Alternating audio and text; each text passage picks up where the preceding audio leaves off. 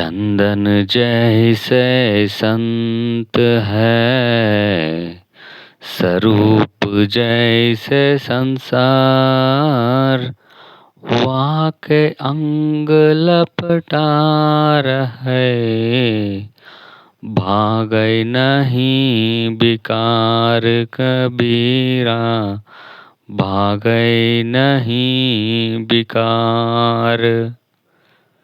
संत चंदन की भांति होते हैं और यह संसार सांप की तरह विषैला है, किंतु सांप यदि संत के शरीर में बहुत दिनों तक लिपटा रहे तब भी सांप का विष विकार समाप्त नहीं होता है। A saint is like sandalwood and the world is like a serpent.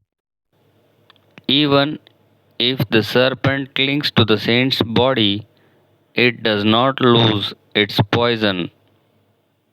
Saints are like sandalwood, pure and fragrant, while the world is like a serpent, full of poison. Even if the serpent remains entwined with the saint for a long time, its poisonous nature does not change. This illustrates that saints remain unaffected by the world's negativity, and the proximity alone does not transform the wicked. ಸಂತರು ಚಂದನದಂತಿರುತ್ತಾರೆ. ಈ ಲೋಕ ಹಾವಿನಂತಿದೆ. ಹಾವು ಅವರ ಶರೀರಕ್ಕೆ ಲಪಟಿಸಿದರೂ ತನ್ನ ವಿಷವನ್ನು ಬಿಡದು. ಸಂತರು ಚಂದನದಂತೆ ಪವಿತ್ರರು, ಶೀತಲರು, ಸದಾ ಮಂಗಳಕರ ಗಂಧ ಹರಡಿಸುತ್ತಾರೆ.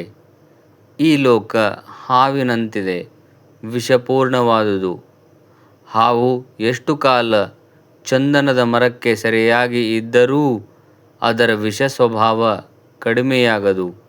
ಅದೇ ರೀತಿ ಲೋಕದ ದುಷ್ಟತೆ ಸಂತರ ಸಮೀಪದಲ್ಲಿದ್ದರೂ ಅವರು ಶುದ್ಧರಾಗೇ ಇರುತ್ತಾರೆ. ಆದರೆ ಲೋಕದ ಸ್ವಭಾವ ಬದಲಾಗದು.